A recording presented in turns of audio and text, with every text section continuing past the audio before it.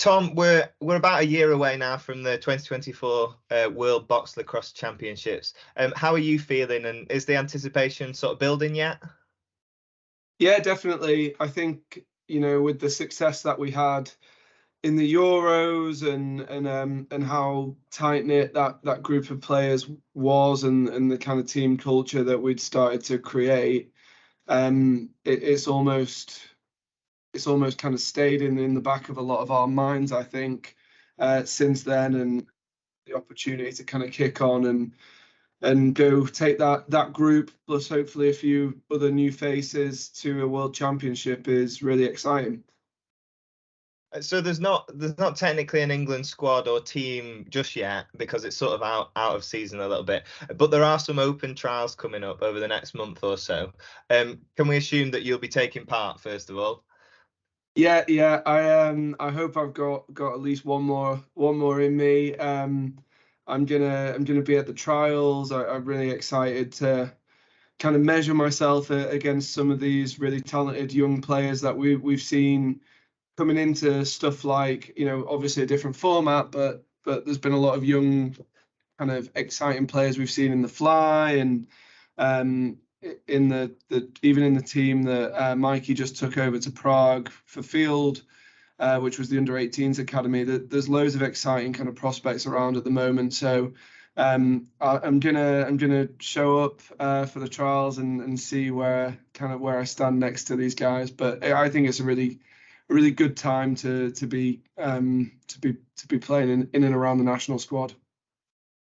Yeah, you mentioned these sort of young, exciting prospects that are up and coming. But what sort of player do you think that the England coaching team, Walt and Andy, what sort of player will they be looking for at these trials?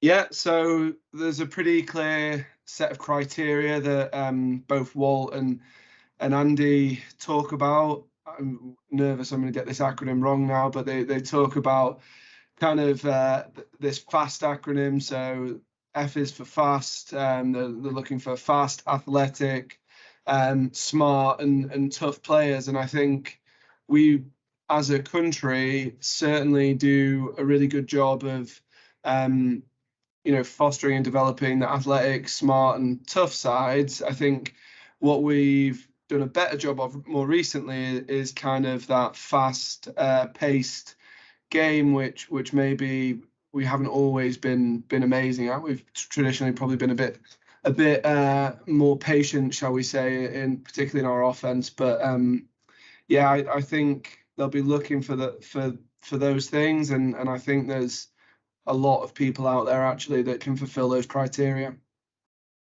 And presumably it'll be a bit of a difficult squad to get into after, like you mentioned, the European Championship win last year. Yeah, I think it'll be a challenge for new players, that's for sure. We're really happy as a group of people with the success that we had at the Euros. It was an incredible thing, but with that said, it doesn't count for much at this stage in the process. It won't count for anything at the World Championships. So, just because we were successful doesn't mean that there's not opportunities to improve all across the floor. And I think the coaches will be really aware of that, and they'll be looking for those new influences who can take us to another level again from where we are now. And yeah, you went out to the European Championships and obviously got that win. Is there anything that you think should or could be transferred from that squad into the next squad for the Worlds? You sort of seemed like a really close bunch in Germany. Yeah, definitely. I think as with this whole box lacrosse journey that the squad and the coaching staff have kind of taken us on over the last 10, 12 years, whatever it might be, I think it's every year what we've been good at is making incremental improvements, and then finding a new level next time, whether that's by recruiting players who historically weren't involved in box lacrosse, which has definitely happened quite a bit, but also in terms of developing the people who have been involved in box lacrosse for a long time, developing their understanding of that game and that format of lacrosse, and the kind of different tactical elements that we historically have been a little behind some of our European neighbours for sure, and actually some of the, well, obviously a number of the Blue Division countries as well that we'll be playing against in the world. So I think it's just about taking that platform and finding another level again, really. And I'm pretty confident, we're keeping the same coaching staff together. There's more and more domestic box lacrosse happening all the time. I think we're in a really good place to do exactly that and kind of kick on for the next level. And at the last World Championship in 2019, England managed to finish 4th. Do you have a sense as to what the aims and objectives might be for next year's competition, or are we not quite at that stage yet? I think I'd be jumping the gun if I kind of gave my 2 cents on that at the moment, to be honest. I mean, we're a really competitive bunch. I think we will be stronger. I'm almost certain in saying that we'll be stronger than we were at the last Worlds. But it's also fair to say that the rest of world lacrosse is getting stronger in box lacrosse as well. So, we played that bronze medal game against the USA. I don't have the stats, but I can tell you as someone who watches the pro game, it certainly feels like there's a lot more Americans in the NLL now than there were 4 years ago. So we'll be better. Probably the competition will be better as well, and that's what's going to make it exciting, I think, to measure ourselves against those other nations that are still improving. The World Championships next year, it's going to be the first to feature a women's tournament alongside the men's as well. What do you think that'll be like, and what does it do to the profile of box lacrosse in general? I think it's really important that we as a country support the new format of the game that's going to be at the tournament alongside the traditional men's game. There's been some awesome stuff. So I'm based down in London, not too far from Oxford.